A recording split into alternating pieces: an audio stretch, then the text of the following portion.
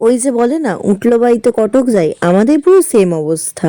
আমরা ভাবছিলাম কোথায় যাব, তাই দিদিরা, আমরা, মারা সবাই মিলে চলে গেছিলাম শ্যামনগরের এই বিখ্যাত মেলাটায়। এই মেলায় মেইনলি গেছিলাম মাকে পুজো দিতে, কিন্তু এত লাইন, আমাদের আর পুজো দেওয়া হয়নি।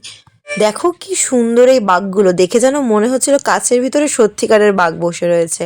আর তারপরে এই রাধাকৃষ্ণর কয়েকটি ফটো দেখে না আমার সত্যি মনে হচ্ছিল এদেরকে বাড়ি নিয়ে যাই। এরকম কয়েকটা গিফট যদি আমাকে কেউ দিত, আমি তো মানে তাকে সারা জীবন মাথায় করে রাখতাম। আর জানো তো, এই মাকে কিন্তু মূল্য দিয়েই পুজো দেওয়া হয়। এই ব্যাপারটা কি সুন্দর না? আমি মাকে দেখাতে পারিনি কারণ এখানে ফটো ভিডিও করা নিষেধ ছিল, তবুও আমি যেটুকু পেরেছি করেছি। তো যাই হোক, আমি যেন কোনো রাইডে চড়তে ভীষণ ভয় পাই। ছোটবেলায় মিকি মাউসে চড়তেও ভয় পেতাম। আর আমি ড্রাগন চড়তেও ভয় পাই, মানে ড্রাগন থেকে নেমে গিয়ে ভিডিও করেছি। আর নাগরদোল না, ওসব রাইড তো বাদই দাও। আর আগের ক্লিপে যে স্প্রিং পটেটো দেখালাম, এটা এতটাই বাজে খেতে, মানে 50 টাকা নিয়েছে, ভাবো তো। এটা কিভাবে বানায় এর ফুল ভিডিও করেছি, তোমাদের একদিন এটা শেয়ার করব। তারপর দেখো কি সুন্দর খেলনা সবজি বাজার পাওয়া যাচ্ছিল মাত্র 6 টাকায়, আমাদের সময় তো 1 টাকা 2 টাকায় পাওয়া যেত।